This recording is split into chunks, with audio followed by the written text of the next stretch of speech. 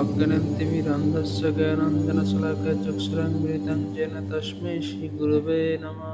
সেই শ্রী আরাধ্য গুরুদেবের চরণে আমার প্রণাম, যিনি মায়াচ্ছন্ন অন্ধকার থেকে আলোর দিশা দেখিয়েছেন, এবং শ্রী আদি গুরু ভগবান আশুতোষ শিবের শ্রীচরণ কমলে আমার প্রণাম, যিনি সমস্ত জগতের জগৎগুরু, যার ইচ্ছাতে আমরা প্রাণ ধারণ করিয়াছি।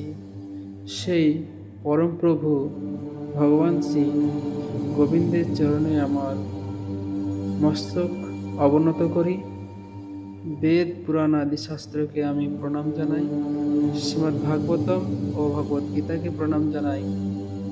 সকল সাধু মহাত্মা এবং বৈষ্ণবদের কাছে আমি কৃতজ্ঞতা জানাই এবং তাদের শ্রীচরণ কমলে আমি প্রণাম জানাই, এবং অবশেষে সকল উদ্ভিদ ও প্রাণী জগৎকে আমি প্রণাম জানাই।